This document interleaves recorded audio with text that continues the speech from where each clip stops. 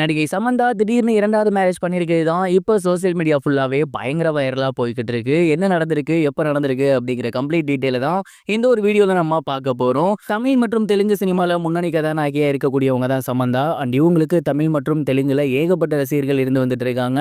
சமீபத்தில் அவங்களுக்கு உடல்நலக் குறைவு ஏற்பட்டிருந்துச்சு. இதனால சினிமால இருந்து லிட்டில் பிரேக் எடுத்திருந்தாங்க. இருந்தாலும் படம் தயாரிக்கிறது, ஸ்போர்ட்ஸ்ல ஆக்டிவிட்டியில ஈடுபடுறது, கிளப் தயாரிக்கிறது இந்த மாதிரியான விஷயங்கள் ஈடுபட்டு வந்துட்டு இருந்தாங்க.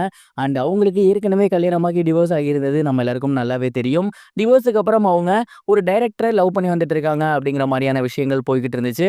ஃபேமிலி மேன் படத்தோட டைரக்டரான ராஜ் நடுமுரி அவர்களோட தான் அவங்க ரிலேஷன்ஷிப்ல இருக்காங்க அப்படிங்கிற மாதிரியான செய்திகள் உலா வந்துட்டு இருந்துச்சு. அண்ட் இந்த ஒரு நிலையை பார்த்தீங்கன்னா சமீபத்தில் அவங்க மேரேஜ் பண்ணிட்டாங்க அப்படிங்கிற செய்தி சோசியல் மீடியா ஃபுல்லாகவே ட்ரெண்டிங்கில் போய்கிட்டு இருந்துச்சு.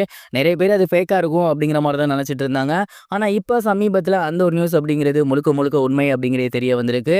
1/12/2025 இன்னைக்கு சமந்தா அவர்கள் பார்த்தீங்கன்னா அவங்களோட சோசியல் மீடியா பேஜில் அந்த பதிவை பதிவிட்டு இருக்காங்க. ராஜ் நெடுமுடி அவர்களை கல்யாணம் பண்ணியிருக்காங்க.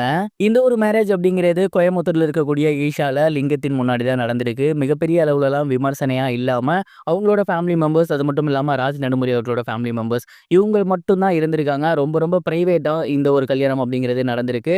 காலையிலேயே கல்யாணம் நடந்து முடிஞ்சிருக்கு அப்படின்னும் இப்பதான் செய்திகள் வெளிவர தொடங்கியிருக்கு அப்படிங்கிறதும் தெரிய வந்திருக்கு.